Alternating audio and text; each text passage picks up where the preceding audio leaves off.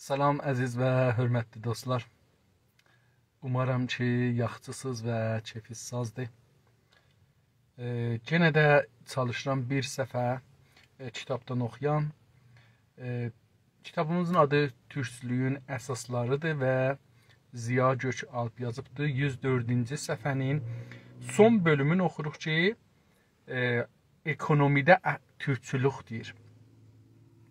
İndi görək, bilirsiniz, iqtisad, mən bir məqalədə yazmışdım bu haqqında. Mənim şəxsi nəzərim belədir ki, dünyada düzdür deyirlər, iqtisad azaddır və əmniyyəti sevər, gəliri sevər və o yerə gedər ki, orada vardır. Amma iqtisad hər yerə gedir, getsin, özü ilə bir hüviyyət daşıyar. O da milli hüviyyətdir. Yəni, o məmləkətdən ki, gedir, oranın hüviyyətində. Siz məsələn, Japon cinsi gəlibdir hər yerə. Siz onu alanda mütləqa Japon cinsi alırsınız və bilirsiniz ki, Japon cinsi alırsınız. Əgər bir cins alırsınız ki, məsələn, şəkkiz var, bu Korədir, Japondur, Çindir, soruşursunuz. Yəni, ya pul daha belə.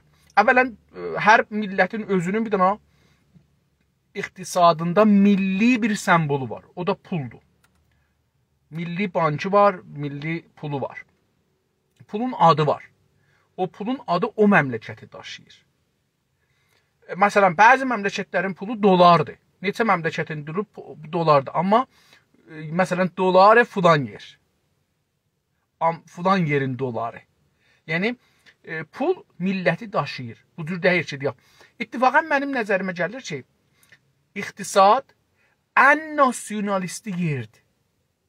Yəni, siz iqtisaddan nasyonalisti, bir də iqtisad. İndi Amerika, məsələn, gedir dünyanın hər yerindən pul qazanır, Amerikaya qazanır. Yəni, onun sərmayələri gedib, məsələn, deyək ki, gedibdir Çinə.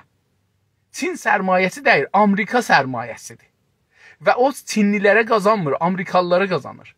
Gedib Maleziya. Maleziya getməyibdir ki, Malezilərə mənfəət verə. Gedib ki, oradan çox pul qazana. Çünki, məsələn, burada uşaq işlədə bilmir Amerikada. Malezidə, ya Endonezidə, ya Filipində, ya hər yerdə. Gedib, məsələn, karxanasını qoyub ora. Orada, məsələn, burada Amerikada bir nəfər işləsə saatına 13, 15, 18 dolar pul verməlidir. Orada bir dənə uşaq işlədir, gününə verir 1 dolar. Yəni, iqtisad həm bir tərəfdən öz məmləkətin içində də ola bilər, eşikdə də ola bilər. Həm istimar eləyə bilər, sömürə bilər insanları, həm də ki, milli bir məsələdir.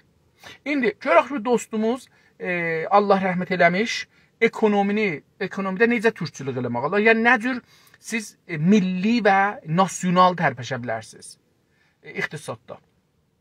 Türklər ən əski zamanlarda göçəbə həyatı yaşayırdılar. Türklər ən əski zamanlarda da yenə göçəbə yaşırmışlar, yəni köçcüymüşlər. Belə düşünür bu. Mənim fikrim bundan farklıdır. Məsələn, mən bu gün də oxuyurdum ki, yazıblar Türkiyənin Xarici İşlər Nazirinin sözünə əsasən yazıblar ki, bizim köçümüz Asiyayı, Şimali Asiyadadır deyəlim və oradan köçmüşük, gəlmişik buraya. Bu əslən ağla batan bir söz deyil, ola bilməz, imkansızdır biz o cür.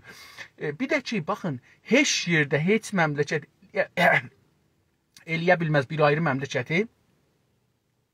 Orada öz soyundan, yəni nəcadından, öz ırqından orada olmayaraq eləyə bilməz o məmləkəti işğal eləsin. İmkansızdır. Amerika gəldi. Baxın, ən böyüyü Amerikadır. Amerika əvvələn bir dənə millət deyir. Amerika məcmuədir millətlərdən və hamısı köçəridir. Yəni, Əraqa əgər gedir, Əraqın bir iddə adamları burada köçüblər.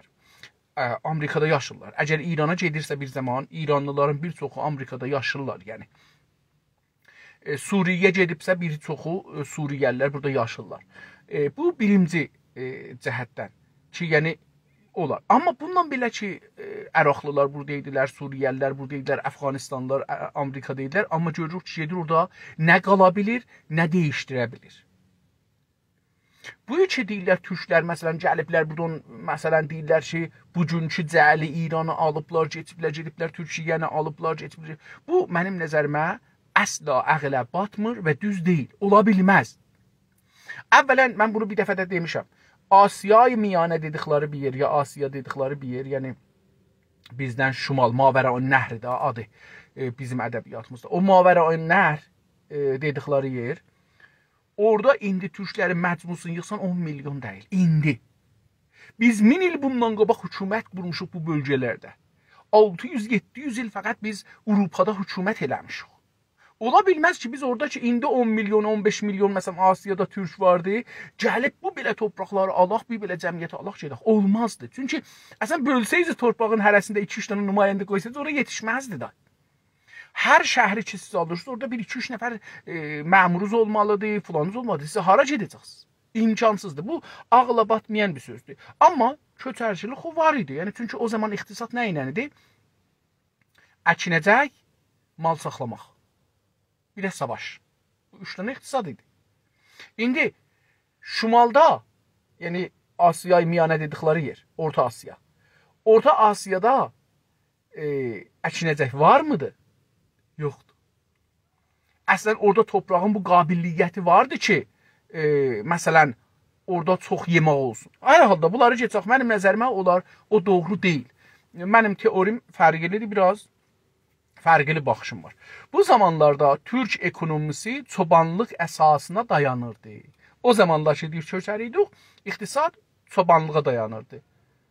Mən də dedim ki, 3 dənə idi. Bir,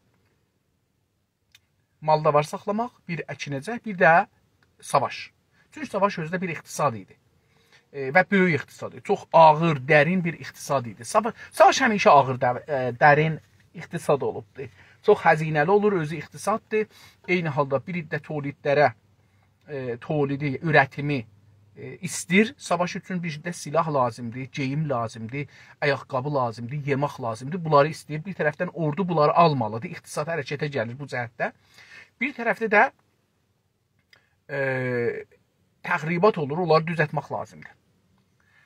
Özü bir növ, silahlar düzəltməlidir.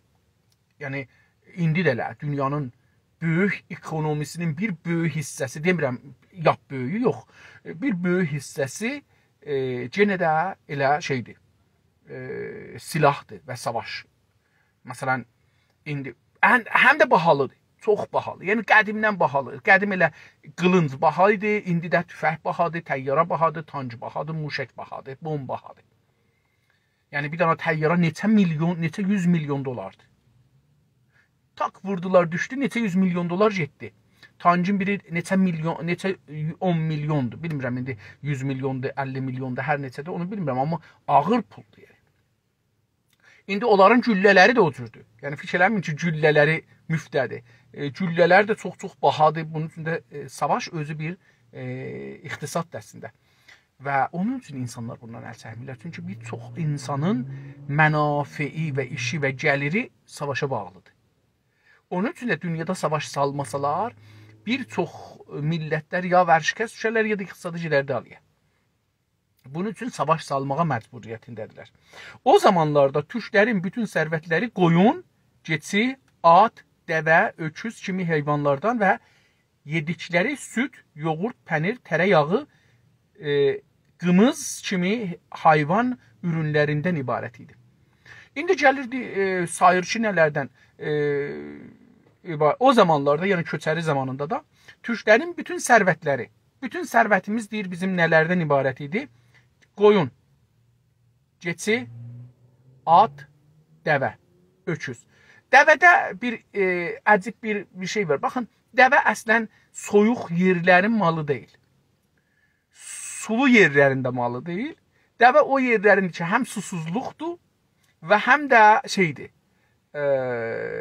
otsuzluqdur. Türklər yaşayan yerdə istidir bir də. Baxın, dəvə soyuq yerdə yaşaya bilməz. Bu birincisi. Əlbəttə sonralar aparıblar, bunu indi hər yerdə saxlayırlar, o başqa bir şeydir. Amma əsli istəyirəm deyəm ki, yəni təbii yeri ora deyil. Məsələn, mən görürəm ki, bizim Qəradağda atı qışda tövlədən eşiyə çıxartmazlar. burada Kanadada, Amerikada görürəm ki, aşı qar gəlibdi, məsələn, dizinəcən yetişibdi atın, amma at çöldədir. Üstünə bəzisini bir çül salıblar, bəzisində heç salmayıblar, oradadır. Bu da bir məsələdir ki, dəvə haqqında istədim deyəm ki, dəvə bizim iqtisadımızın payası deyil, bilmirəm niyə deyil. Köçərilərə sonra, İslam gələndən sonra nəzərimə gəlir ki, bəlkə dəvə də İslamla gəlibdir, çünki o məntəqənin heyvanıdır. Öküz, camış, bunlar da bizim heyvanlarımızdır. Öküz kimi hayvanlardan və heyvan ərəbcə sözdür, farsı deyil. Farsda candar bəlkə demək olar. Bizdə də canlı deyirik. Heyvan amma indi də hamısında müsəlman məmləkətlərin bir çoxunda elə heyvan sözü gedib işlənir. Və yedikləri nə yeyərdilər? Onlar iqtisadları onların anıdır. Əlbəttə bunun yanında iqtisad təhbu deyil. Məsələn baxın, elə köçəriliğin özünün iqtisadına diqqət buyurun. Çox sadə görməyək. Köçərilikdə özündə dəmirçilik, çünki məsələn silah düzəldəcəklər, nal düzəldəcəklər, ata, bunlar bir tərəfdən.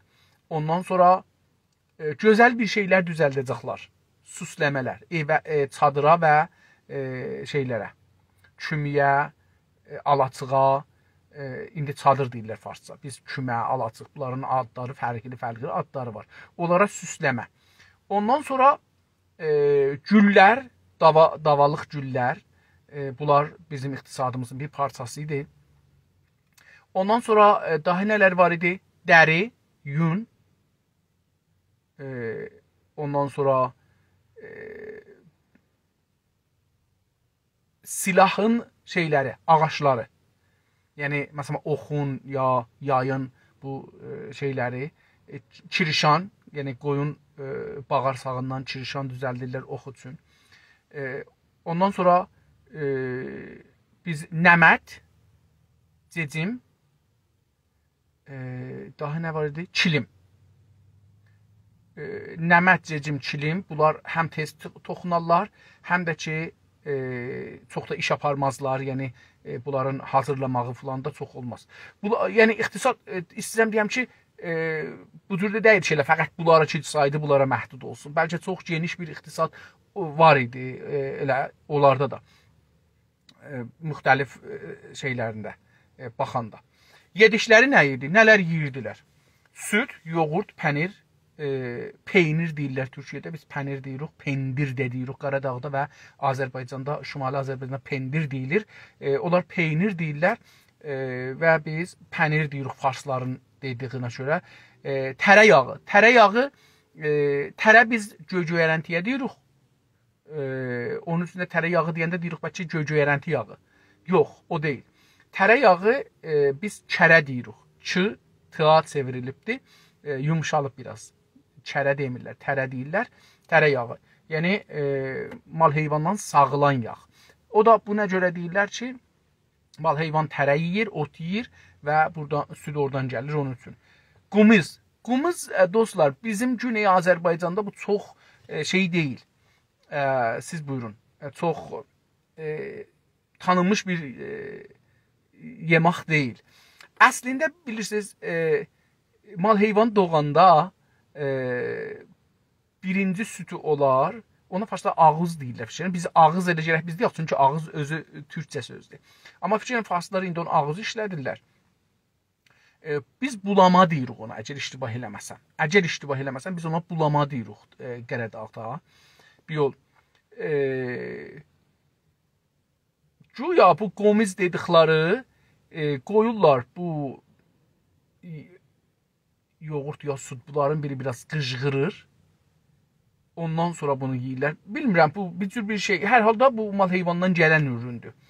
Hayvan ürünlərindən ibarətdir, heyvan ürünlərindən. Amma biz ət yeyərdik, çox yeyərdik. Və məsələn, türklər Asiya miyanədə at südü yeyərlər, hala yeyərlər, çox baha südlərdəndir. Eşək südü çox bahadır. Bizlərdə, bilmirəm, İslam gələndən sonra yeməmişik, qabaq yemişik ya yox, onu bilmirəm. Biz ət dedim, çox yeyərdik. Çünki maldavarlıq işimizdir. Əkinəcək çox işimiz deyildir. Köçəri adamın əkinəcəyi o qədər olmaz. Onun üçün də biz çox ətlə bəslənərdik. Eyni halda hər fəslin özünə əgər meyvəsi olsa, o meyvəni də yeyərdik. Yəni xüsusən bizim Avropa ilə, Amerika ilə bizim torpaqların fərqi, bir dənə önəmli fərqi var. Çox böyük fərqi var. O da budur ki, siz bizim bölgələrdə, şərqdə meyvələrin bir çoxun meşələrdə görərsiniz. Siz Amerikada meşədə meyvə görməzsiniz. Bu son zamanlarda üzüm görünür. O da çox belə kiçik olar, dənəsi o qədər yekə və bərk olar ki, onu yemək olmaz. Turş və qərə. Amma bizim, siz məsələn Azərbaycanı deyirəm mən, çünki Azərbaycanın meşələri ilə çox tanışam. Siz hər yerə getsiniz, hər cürə meyvə var. Armud var, alma var, əzgil var, heyva var, fındıq var, girdəkan var. Bizim yəni dağlarımızda çoxlu meyvələr var. İstədim deyəm ki, o meyvələr də bizim həm yediyimiz, həm də satdığımız ürünlərdəndir. Bu da o iqtisadın o zaman. İstədim fəqət deyəm ki, yəni kitabın dediklərinin sadəcə bütün istəmir iqtisad desin. İstəyir fəqət misallar vursun. Ona görə bunları gətirir. Amma mən çalışıram ki, bir misalları zehnimizi çoxaldaq ona görə. Getdikləri də, ceydikləri də bu hayvanların dəriləri, yünləri, yapağıları idi. Yapağı heç bilmirəm nədir, onun üçün də biraz zorla oxudum. Nə ciyərdilər insanlar? Deyir ki, insanlar heyvanların dərilərini ciyərdilər, yünlərindən bir şeylər düzəldərdilər, ciyərdilər və yapağıları idi. Yapağılar bilmirəm nə mənədir, yəni bunu bilmirəm. Dostlardan əgər yapağı bilsələr nədir, çox gözəl olar. Bizim normalda paltarımız elə bunlardan ibarət idi. Əlbəttə bir də məsələn savaşda və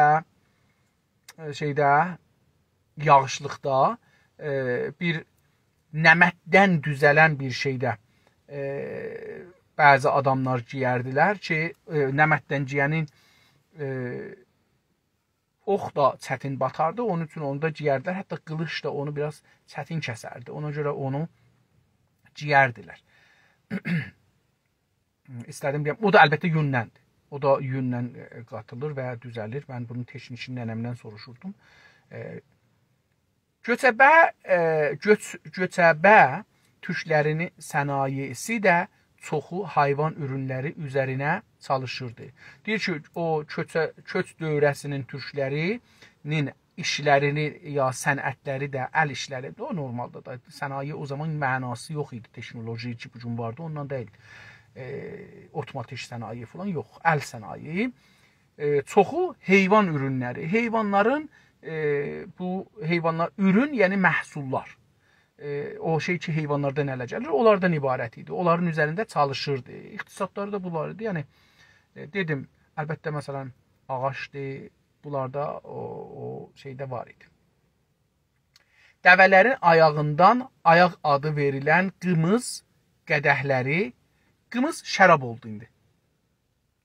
Qımız şərab, bir cürə şərabdır. İndi mən bu nədən düzəlir, onu görək ki, deyəcək yox. Qımız şərabdır bəs. Əlbəttə, bizim dostlarımızın bir mötəqididir ki, türklərin ən qədim içəcəklərindən biri elə qımızdır, şərabdır. Mən indi yadıma düşdü ki, qımız şərabdır. Dəvələrin ayağından ayaq adı verilən qımız qədəhləri öküzlərin uyluq sümükündən qımız sürahiləri yapılırdı. Deyir, dəvələrin ayaqlarından ayaq adı verilən qımız qədəhləri. Qımızın qədəhi, qədəh o qab ki, ona içəcəyi tökürdülər, içirlər, ona qədah deyirlər. Qədah, bilmirəm, fikirəm, ərəbcə sözdür. Fikirlərəm, qədah odur. Deyir ki, o qədəhin adı ayağıdır, ayaq. Niyə? Deyir ki, çünki dəvə ayağından düzələrdi və dəvə ayağının adını vermişlər ona. Deyir ki, dəvələrin ayağından ayaq adı yəni ayağından düzəlirdi və onlara ayaq adı verilirdi. Qımız qədəhləri. Qımız da dedik şərab. Öküzlərin uyluq sümüğündən, bu indi uyluq nədir? İndi burada da biraz müşkülümün vardı. Mən uyluq bilmirəm. Fikrim boynuzlarına deyəcəkdi da uyluq. Qaidətən. Öküzlərin uyluq sümüğündən, yəni bu boynuzlarından qımız surahiləri, məşrub surahiləri, yenə də qabları. Surahə biraz yekə olacaq heç nəzərimə. İndi qımız surahiləri yapılırdı, düzəlirdi. Yəni bu cür şeylərdə işlərdilər. Hayvanın nə sümüyü, nə... İndi diqqət buyurun dostlar, bu sümük sözü indi Türkiyədə kəmik deyilir. Bu adam sümük adamdır. Amma o zaman indi Türkiyədə sümük deyəndə burunun suyuna deyirlər. Ki fıngırırlar, atırlar işi, ona deyirlər sümük. Amma o zaman bəllidir ki, eyni bizim tay işlədirmişdir. Əlbəttə bunu da işarə edeyim ki, Türkiyənin, Atatürkdən öncəki dili çox Güney Azərbaycan və Şimali Azərbaycanın dilidir. Yəni, o şey ki, deyirlər Osmanlıca, Osmanlıcanın farsların çıxsağı içindən Güney Azərbaycanda danışılan dili olurdu. Nəzərə belə gəlir. Mən dilçi deyiləm, yenə də bu haqda mənim nəzərim ciddi bir nəzər ola bilməz. Hayvanın nə sümüyü, nə də boynuzu. Pəs o uyluq bir ayrı yer oldu. Uyluq harasıdır, orasını bilmədim. Uyluq bir yeridir ki, oranın sümüyündən surahi düzəldirlər. Surahi dedim, biraz da yekə olur, onun biraz qədəhdən, o, məsələn, su içərlər, onu yox. Bunu, məsələn, indi nə deyirik? Güyüm deyirik. Güyüm kimi bir şey olar, onu tökərlər, çox adam oradan götürər suyu, məsələn, tökər qabına içər, ona surahi deyirlər. Dedim, güyüm məsələn, indi bunun bu günləri Güney Azərbaycanda işlənir. O cür bir qablara ki, çox su olar, ondan götürüb boşaldarlar, kiçiklərə içərlər, ona surahi deyilir. Hayvanın nə sümüyü, sümüyü də yox, boynuzu da, nə bağırsağı da, qıssaca heç bir şeyi atılmazdı. Bu bir dənə vaqiiyyətdir ki, biz indi heç zadın heyvanın eşiyə atmazdılar. Hətta qarnının içində olan o, hər halda adına fəzlə deyək, farsca, biraz ədəbli danışaq. Yox, ədəbli deyil. Onun bizim dilimizdə adı var. O heyvanın o izafəsin, biz yenə onu zəmilərdə işlədərdik. Ya qoyardıq. Diqqət buyurun, məsələn, biz onları neynərdik? Yapba yapardılar, divara vurardılar və bunu sonra qışda yandırardılar. Çörək bişirərdilər, ya evi qızışdırardılar. Bu şeydir, yəni. İndi Hindistanda yenə onu qoyurlar dəstgahın içinə, təxmir elirlər, onun qaz çıxır oradan, qazı orada yandırırlar, sonra özün də yenə də həm əkinəcəkdə istifadə edirlər, kud deyə. İndi bunlar güvə deyirlər, fikirəm, güvə ya güvə. Türkiyəllər kuda. Kud farsca olubdu. Bilmirəm nə, hardan gəlibdi farscaya. Biz də işlədirik, amma gübə. Fikirəm, güvə. Ya gübə deyirlər, fikirəm. Bir yol, onu bağacada, zəmiyazada düşərlər ki, güclənsin torpaq. Hər halda deyir, heyvanın heç bir şeyin eşiyə atmazdılar. İqtisadi istifadələrə. Hər toxusundan Türkə məxsus bir kiçik sənaye ürünü meydana gətirirdi. Hər toxusundan, toxu bilirsə bir toxumaqdır, yəni bir şeyi toxuyarıq, örgü kimi. Bir də bir şeyə toxunmaqdır, yəni hər nəyinə ki, əl dəyə. Hər toxusundan, hər ələ dəyənindən Türkə məxsus bir kiçik sənaye ürünü meydana gələrdi. Onun hər nəyinə deyir, mal heyvanın toxuna bilsəydiniz, yəni varlığı da, o varlıq. Onun canının hər tikəsindən bir Türkün əlində bir kiçik sənayeyə çevrilərdi, bir işə çevrilərdi. Əski türklər ticarətdə yabancı deyildilər. Ticarətdə də yabancı deyildilər. Ticarətlə biganə deyildilər. Ticarət işinə baxardılar. Elxanlıq dövrlərində türklərin neçə silsilələri olub, bilirsiniz, bir də bir böyük silsilə gəlibdir və onun altında kiçik şeylər olubdur. Hakimiyyətlər olub orada, burada məmləkətlər, millətlər özlərini saxlayıblar. O böyük silsilə zəif olanda ya aradan gedəndə o silsilə, o kiçiklər özlərinə bir şahlıq eləyiblər. Onların da adı tarixdə gəlibdir. İndi siz baxsınız məsələn birdən görürsünüz ki, Osmanlı ya Səfəvi dövründə ya Qacar dövründə çoxlu kiçik hakimiyyətlərin adı gəlir. Bunların hamısı o kiçiklərdilər ki, hakimiyyətləri var idi. Ətçi türklər ticarətə yabancı deyildilər. Elxanlıq dövründə o dövrələrin də biri Elxanlılıqdır. Elxanlıq çox böyük bir hökumət deyil. Kiçik orada buradadılar. Fikirəm Moğoldan sonra çox olublar. Moğolun fərmandehləri, komandaları orada burada şey ediblər. Dövlətin ən böyük gəlir qaynağı Çindən Avropaya ipək götürən və Avropadan Çinə qədifə gətirən ticarət kərvanları idi.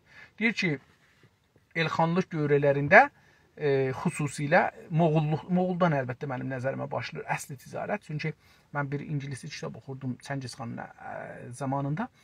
Çəngizxanın zamanında neçə şey rəsmiyyətə çıxır. Bir kağız pul rəsmiyyətə çıxır, ticarətdə işlənir.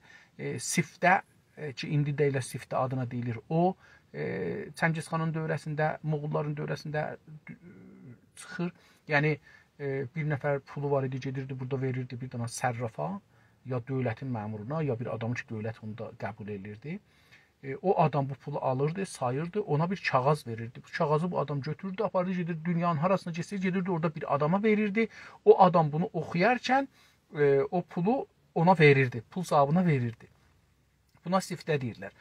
Pul da o zamanlardan elə bu şəkildə çıxıbdı ortaya. Bir də ticarət. Moğol dövrəsinin ticarət əmniyyəti deyirlər tarixdə, müasir tarixə qədər, yəni keçən 100 ilə qədər hətta.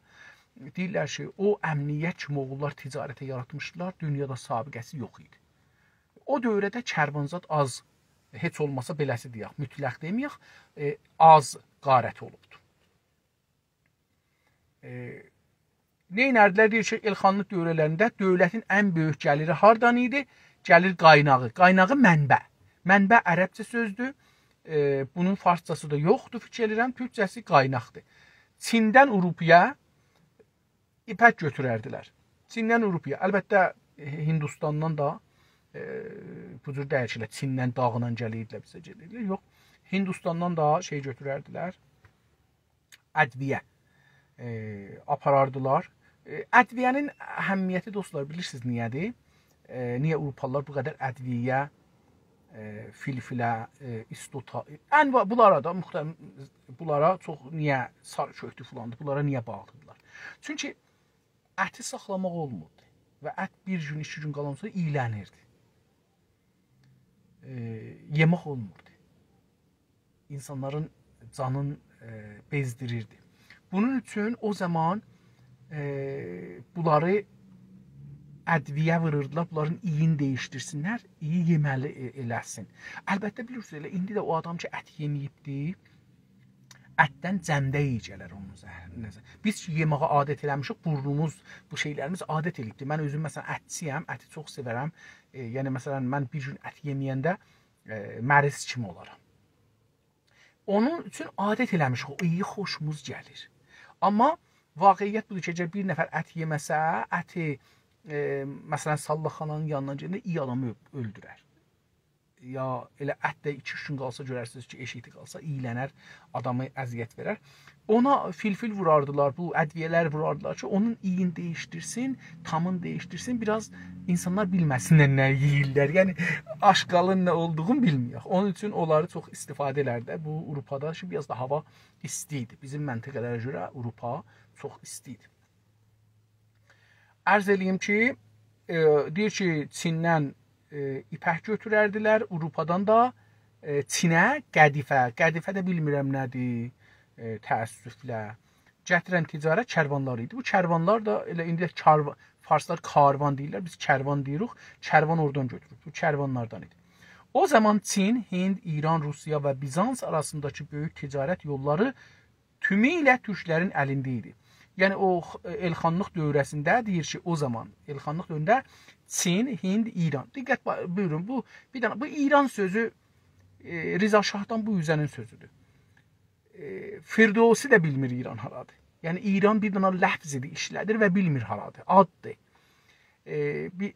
Bir addır, işlədirlər. Coğrafiya adı deyil. Mütləqa coğrafiya adı deyil. Çünki coğrafiya adı olsaydı, məsələn, şey deyərdi ki, Firdevsi.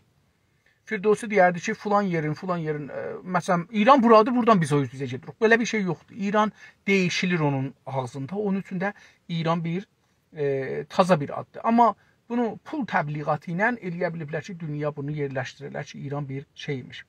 Rusiya da taza bir addır, dostlar. Rusiya qədim yox idi. Yəni, Romanovlar dövründən zadından çıxıbdır da bu Rusiya. Moğul zamanlarında Rusiya adında bir şey yoxdur. Və Bizans. Bizans, indiki Rum, Türkiyənin birazı. Bunlar Bizans hesab olur. Ərz eləyim xidmətinizə ki, deyir ki, bu Bizans arasındakı böyük ticarət yolları tümüylə, yəni deyir, bu yolların hamısı Türklərin əlində idi. Buna görə ki, Türklər böyük bir imperatorluq idi. Yəni, Sibiriyadan desəm əgər, Çinin yanından Sibiriyaya can, oradan da gəlmiş etmiş Avropanın ürəyinə can, Afrika filan. Baxın, Türklərin əlində idi.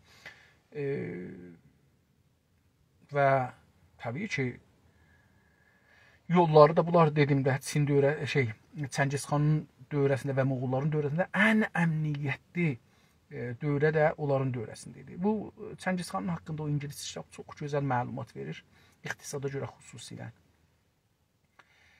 Mukan xan İranın quzeyində Azərbaycanda və Anadoludan İstanbula gedən bir yeni ticarət yolu açmaq istədi. Bir dənə xan var, İlxanlardan, adı deyir Mukandır, Mukan xan. İranın quzeyində, baxın, bugünkü İrandan danışır. İran adında bir məmləkət yoxdur ki, onun quzeyi olsun. Türklərin toprağıdır. Ərəblər gəliblər, alıblar. Əgər İran Sasani dövrəsindəki sən İran yazılmır. Çünki demirlər ki, İran. Deyirlər ki, Sasani, yəni Sasanın balalarının torpaqları. İran adında bir şey yoxdur və onların torpağı böyükdür.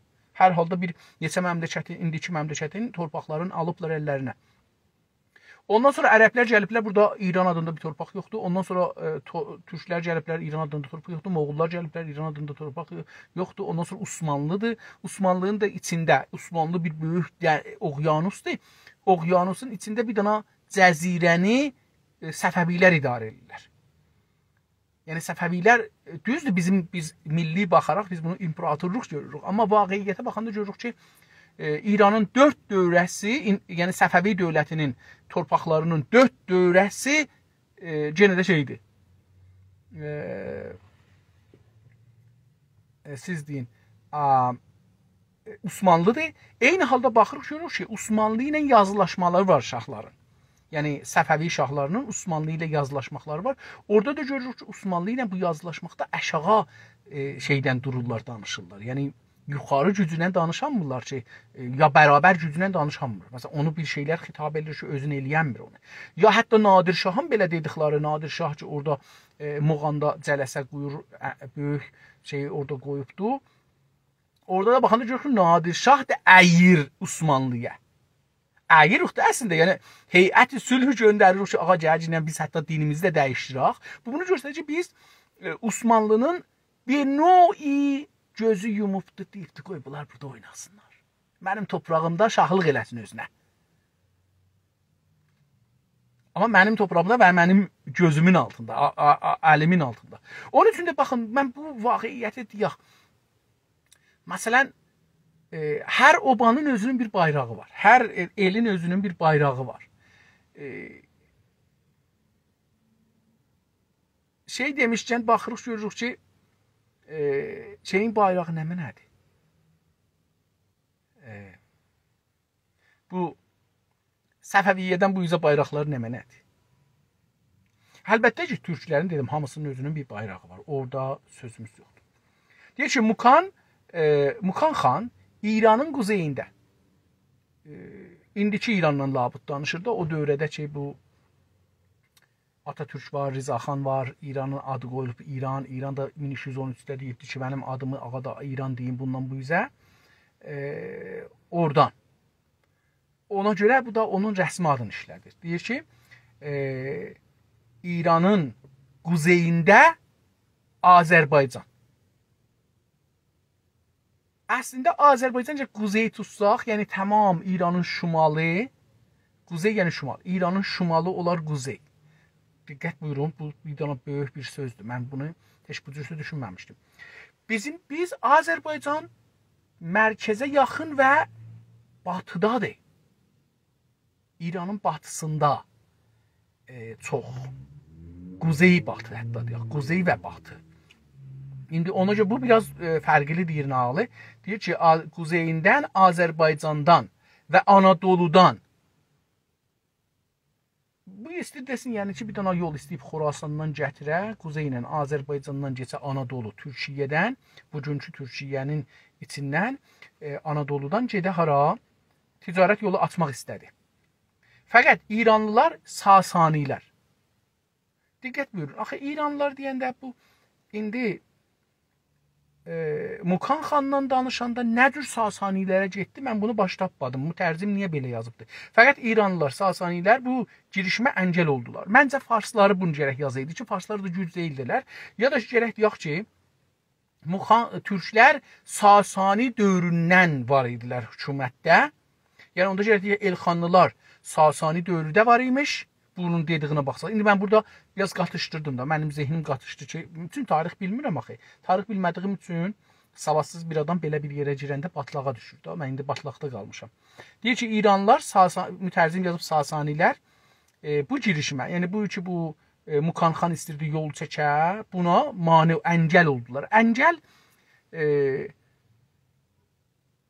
Farsa da keçibdi. Qurda deyirlər. Yəni, məsələn, hər bir şeyin içindəki qurdu olan ona əngəl deyirlər. Məsələn, bir dana adamın qarnında qurd ola bilir. Buna əngəl deyirik. Ya bir heyvanın qarnında, ya canında qurd ola bilir, əngəl. Hər şey ki, o birisindən yiyir, özü işləmir. Zəhmət çəkmir. Sadəcə hazır bir şey, bir ayrı adamın yediğindən, zəhmətindən istifadə. Buna əngəl deyirlər əslində. Əngəl ictima da işlənir də, Farsda bunu işlədirlər. Yəni, belə bir şey. Bunda Türkçədə bu əngəl mane anvanındadır. O əngəl anlamında deyil. O əngəl bizdə, indi görək nə mənədir, mən onu bilmirəm. Amma hər halda indi burada mənə bir şey, bu Mukan xan Sasani dövrü olmalıdır bəs. Sasani dövrü olursa, tamam, bu tarix biraz zehnimizdə değişdirir. Gərək bunu görək necə olur. Bunun üzərinə Mukan xan İpək yolunu əldə etmək üçün Türk, Çin və Bizans dövlətləri arasında üçlü bir anlaşma yapmağa çalışdı. Deyir ki, bu olmadığı üçün, yəni Sasanilər deyir qoymadıqları üçün bunun üzərinə, yəni bunun üstünə, bunun əsasına Mukan xan İpək yolunu əldə etmək üçün istəyirdi bu İpək yolunu ələ gətirsin. Türk, Çin və Bizans. Bu üç dövlət ilə deyir bir dənə qərardat arasında üçlü bir anlaşma, üç tərəfli bir anlaşma qərardat. Qərardadın Fars, Ərəb, Fars, qərar Ərəbdir, dad da Farsdır. Bunların ikisinin tərkib olub qərardad. Türkçəsi anlaşma. Anlaşma yapmağa çalışdı. Və İran dövlətini ya ortadan qaldırmağa, yaxud millətlər arası ticarətin tranzit olaraq ölkəsindən keçməsi üçün zorla razı etməyə girişdi. Deyir ki, üç tərəfli. İndi diqqət buyurun, bu Türk kimdir ki, bu Okan xan ki, özü Türkdür, Türklərlə qərardat bağlar. Okan xan, Mukan xan deyir ki, üçlü qərardat bağladı. Türk ilə, Çin ilə, Bizansla. Bəs bu özü kimdir? Bu bir məsələ.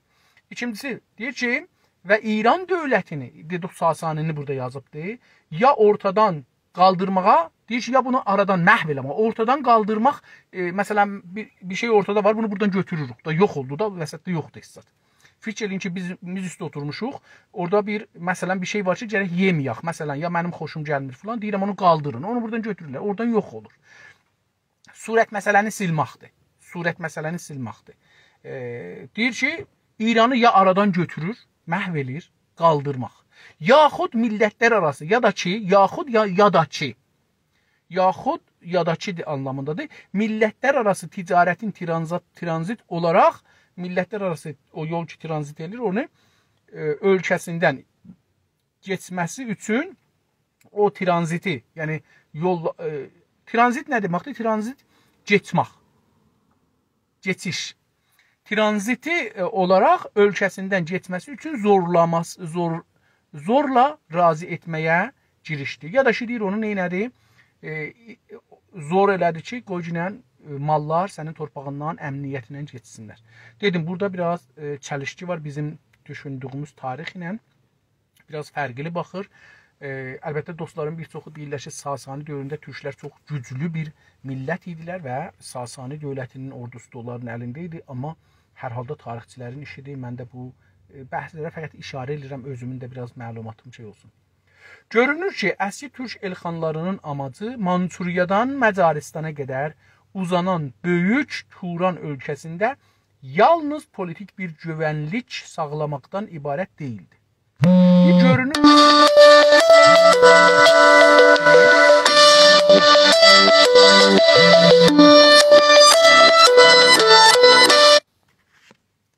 deyir ki, bu sözdən görünür ki, bəlli olur ki, burada bəlli olunur.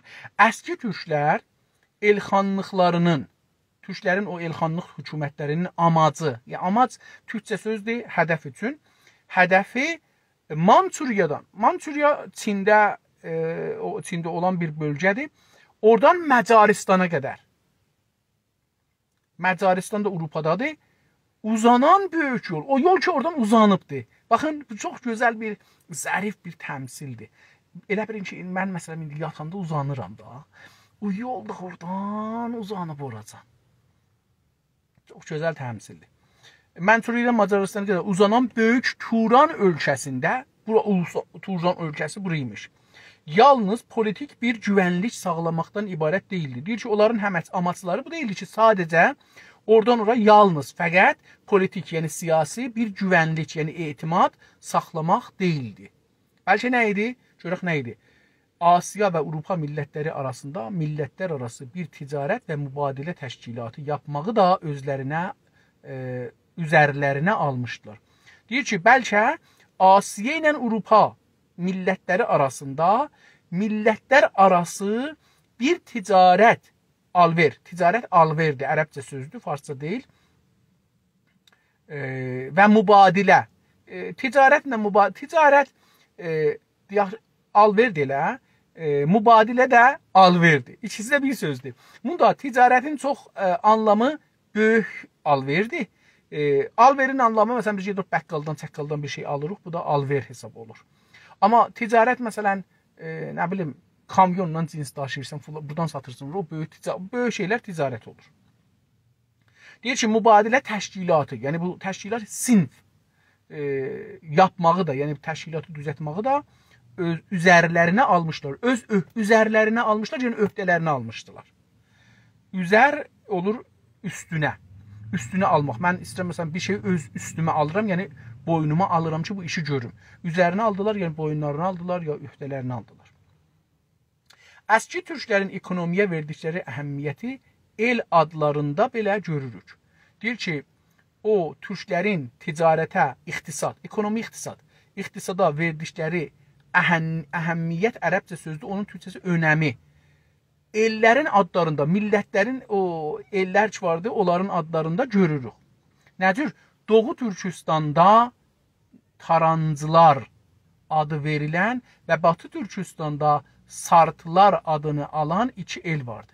Deyir ki, Doğu Türkistan olur bugünkü Çində olan türklər, torpağı, vətəni. Deyir, Doğu Türkistanda bir yer var, oranın adı Tarancılardır. Tarancı, indi məsələn, iqtisadın bir nəmənəsiymiş ki, məsələn, Təbrizdə bunları qəşəng görərdik. Təbrizdə var idi İstanbul qapısı, nə bilim, bu ticari qapılar idi. Deyir ki, bu Türkistanda Tarancılar adı verilən və Batı Türkistanda da, indi Batı Türkistan haradır onu ben bilmirəm, Sartılar, bu da Sartıdır adı alan iki el var idi. İki tane el var imiş ki, tayfa varmış deyək beləsi, millət varmış ki, adı biri tarancılarmış ki, yəni bir şey alıb satırmışlar. İndi bu dostlar adları şeydə görürük. Famil adları ki, İranda deyirlər namı xanavadəci farsça. Onlarda çox görürük. Bu diqqət eləsəz çox görürük ki, insanlar işləri ilə məşhurdular. Yəni şöhrətləri öz işləridir. Fərşbaf, fərsçiyan, nə bilim, nə mənə pişə, kitabçı. O qədər ad vardı ki, yəni mən hər şoğlun özünə bir ad var. Ahəngər, dəmirçi, məsələn, hər nə iş desəz hamısında insanlar özlərinə ad seçiblər. İndi deyirik ki, bu adlardan birincisi çiftçilər, ikincisi tüccarlar anlamındadır. Üstəki o tarancı deyir nə anlamındadır? Bu adlardan birincisi, yəni o tarancı dedi. O birincisi çiftçilər. Çiftçilər zəmiçilər, əkinçilər. Bu cürsə əgər iştibah eləməsən, mal heyvan saxlayan. İkincisi ki dedi nə idi? Sart. Sartlar deyir, o da tüccarlar anlamındadır, tacir anlamındadır. Bir iddəsinin adı əkinçilər, mal heyvan saxlayançı. Bir iddənin adı nə mənədir? Tüccar. Qanıqlılar, indi bir iddə var adı qanıqlı. Ağaçerilər, taxtacılar, mandallar, məntəşələr. Məntəş şirayət Təbrizdə bu sözdən gəlir, amma mən bilmirəm. Məntəşin mənasını da bilmirdim. Məntəşə də nədir, indi bilmirəm. Sürücülər və digərləri birər yəni hərəsi sənət adını daşımaqdadırlar. Hərəsi bir işin adını daşır. Sənət yəni bir iş, əl işi xüsusən o zamanlar. İndi bunların mən bir çoxlarının mənasını da heç bilmədiyim üçün yavaşcana bunun üstündən keçim. Göytürkülər fikirlərim olacaqdı. Göytürklərdə dədələri dəmirci idi. Göytürkülərin, bu da bir türklərin bir hissəsinin adlarıdır. Onların dədələri dəmirçiymiş. Türk məngibələrinə görə, Türkün o müqəddəs yazılarına, oxularına görə beləsi deyək, ilk çadırı yapan Türk xandır. Deyir ki, birinci də adam ki, çadır farsça sözdür, bilmirəm niyə işlədirlər. Bizdə bayaqları adların dedim, bir alaçıqdır, bir də kümədir. Məsələn, o birisilər də var, mən indi adlarını bilmirəm. Deyir, birinci adam ki, deyir, bunu düzəldibdi, bu şəkildə tərrahlıq eləyib düzəldibdi, çadırı yapan Türk, düzəldən Türk, adı Türk xandır. İlk arabayı yapan Qanqılı bəydir. Araba, o hər nəyin ki, təyəri var. İki təkəri olan, görürsünüz, bizdə təkər deyirik, təyər də deyirik. O çı vəsətdə yumuşalıbdır. Deyir ki, birinci adam ki, təyərli bir şey düzəldibdir, adına araba deyirik, onun adı Qanqılı bəydir, Qanqılı bəy. Türklər arabalarla siyahət etməyə ta İskitlər dövründə başlamışlar. Deyir ki, araba ilə siyahət etmək, siyahət ərəbcə sözdür, dolanmaq. Deyir ki, Türklər araba ilə dolanmağa, dedim çərx olanla dolanmağa, getməğa, ta hangi zamanlara İskitlər, Türklər ki, adları İskitli deyir, o dövrəcə başlamışdı. O dövrədən başlayıblar gəlib buracan. Əski türklər qayət gözəl əlbisələr geyməyi, ləzzətli yeməklər yeməyi, həyatlarını ziyafətlər və düyünlər arasında keçirməyi sevərdilər. Əski türklər nələri sevərdilər, onları sayır. Qayət gözəl, qayət yəni ərəbcə sözdür, yəni çox yuxarı. Çox yuxarı gözəl əlbisələr. Əlbisə ərəbcə sözdür, biz yerinə paltar işlədirik. Çox gözəl paltarlar geyərdilər, geyməyi sevərdilər. Ləzzətli, ləzzət ərəbcə sözdüdür, kefli, kef damaqlı beləsi deyim, aparmalı yeməklər yeyərdilər. Çox yeməli yeməkləri çox sevərdilər. Mən də sevərəm təbii ki. Həyatlarını ziyafətlər, ziyafətdə qonaqlıq vermək. həyat dedik yaşam, yaşamlarını qonaqlıq vermək və düyünlər. Qonaqlıq ya verərlər və düyünlər arasında. Bu ikisinin arasında. Yəni hər ikisi yemaqda, içmaqda, geyinmaqda olur da, bilirsiniz. Onlar qonaq gedirsiniz bir yerə yaxşı geyinəcəksiniz, qonaq çağırırsınız, yaxşı geyinəcəksiniz. Ərz edim, yaxşı yemək bişirəcəksiniz. Deyir ki, həyatlarını, yaşamlarını iki şeyin arasında qutarardılar. Bir doğmaq, bir ölümdür. Bir nə mənədir? Yox, deyir ki, bir ziyafət qonaq vermək, bir də düyünlər, toylar. Toyların arasında geçirməyi sevərdilər. Deyir ki, həyatımız iki şadlığın arasında olsun. Bir qonaqlıq verək, qonaqlığa gedək gələk, bir də toy tutaq. Bunun üçün də heç boş durmazlar. Heç deyir, bu iki, yəni tez-tez evlənərlər, tez-tez qonaq gedər. Bunun üçün də heç boş durmazdılar, bir iş görərlər, ekonomik etkinliklərlə uğraşırdılar. İqtisadi etkinlik təsir qoyan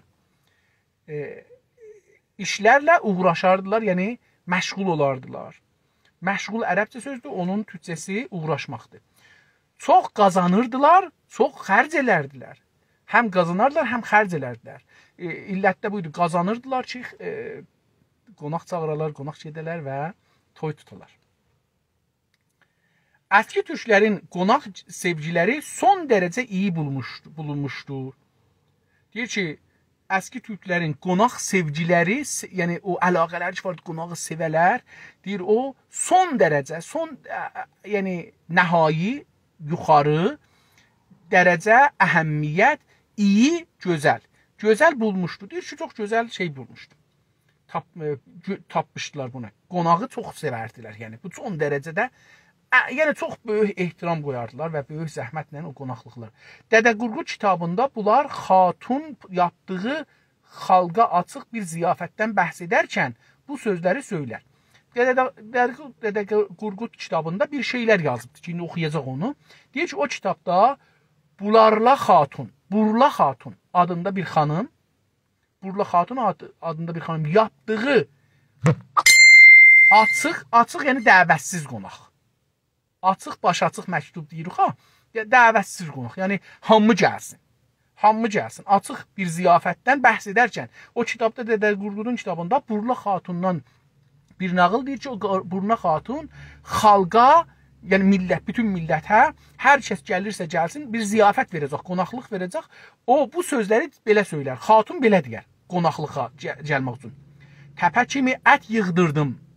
Dağ kimi, təpə kimi, yəni dağ bilirsiniz, çox ucadır, təpə biraz cıqqılı və yumrudur. Yəni, amma çox böyükdür. Yəni, yenə də təpə kimi ət yığdım, gül kimi qımız sağdırdım. Gül bizim, diqqət buyursunuz, bizdə hər gül deyəndə çox qırmızı gül gələr nəzərə və təmiz gələr nəzərə. Gül təmizlik, paçlıq, tazalıq əlamətidir. Gül kimi qımız sağdırdım. Burada bəllidir ki, qımızı, şərabı bu bəlkə də şey kimi bir şeydir, bilmirəm. İndi burada yenə də zehnim qatışdı. Qımız mən bilən şərabdır, bəlkə də ayran kimi bir şeydir, turş bir şey olacaqdır. İndi yenə də bəlkə də buradan, amma deyir sağdırdım. Yəni sağmaq bilirsiniz heyvanın əmcəyindən. İnsanda məmə deyirik. Əlbəttə məməli heyvan deyirlər əslən, kollən heyvanlardan danışanda deyirlər məməli heyvanlar, məməsiz heyvanlar. Amma insanda məmə deyirik, heyvanda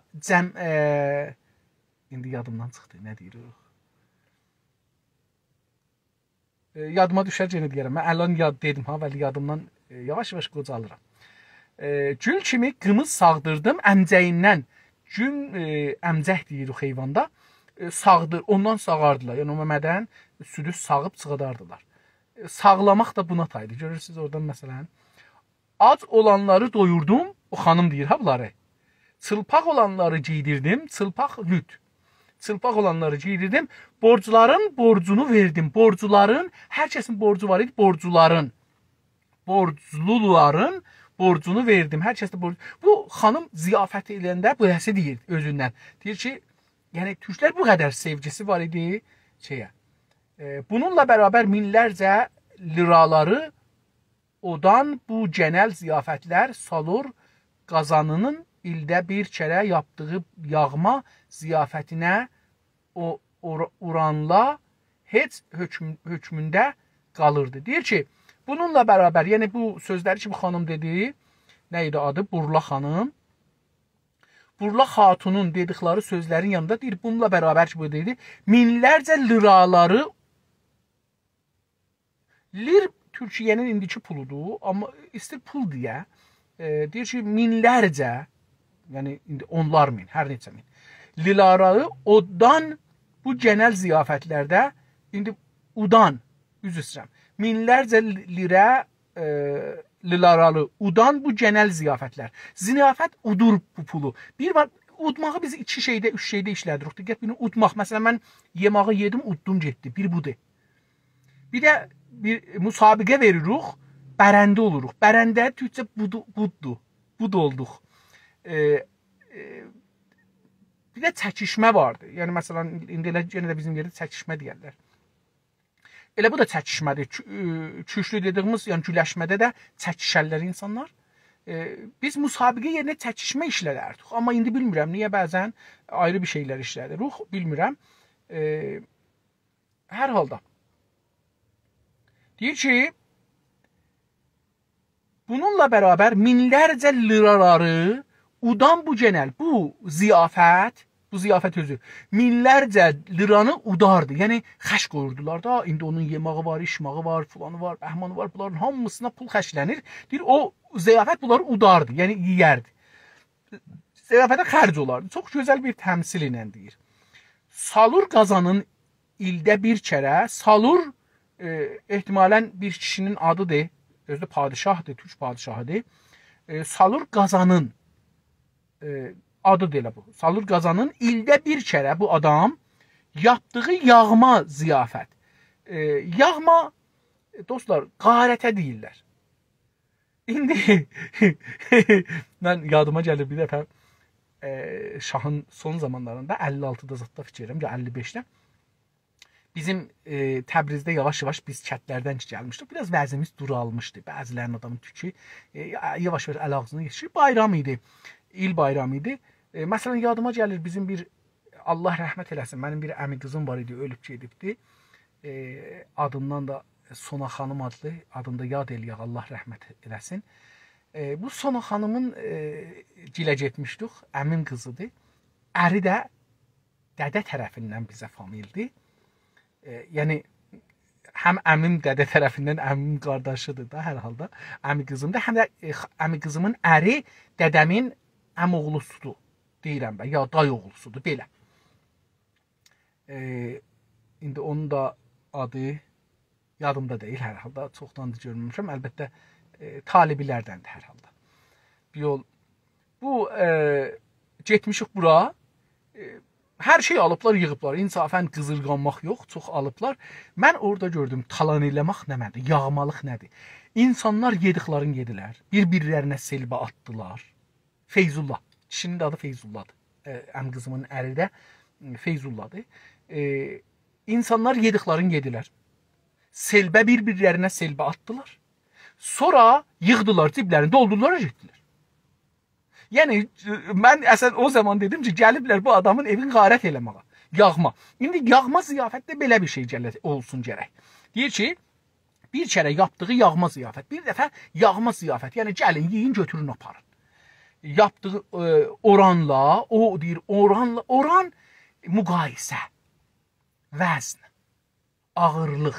Deyir ki, bu Qazanxanın, Salur Qazanxan yaptığı ziyafətlə ki, yağma ziyafət idi, o xanımın adı nə oldu? Allah Allah. Burla Xatun. Burla Xatunun ziyafəti oranla, yəni müqayisədə ya ağırlığında heç hesab olurdu. Heç hökmündə idi. Heç hökmündə. Deyir ki, bu xanın ziyafətinin qabağında o xanımın ziyafəti heç hökmündə idi. Yəni çox bu cürsü.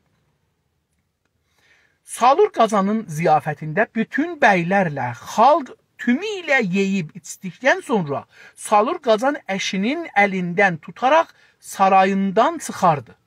Deyir ki, Salur Qazanın ziyafətində, qonaqlığında bütün bəylər, erkəklər xalq tümü ilə və millət hamısı, arvad kişi tümü ilə, yəni hamısı yeyib içəndən sonra Salur Qazanın əşinin əlindən tutaraq sarayından çıxardılar. Xanın, yəni o xanım bunların əllərindən yapışdırardı, qapıdan ötürürdü.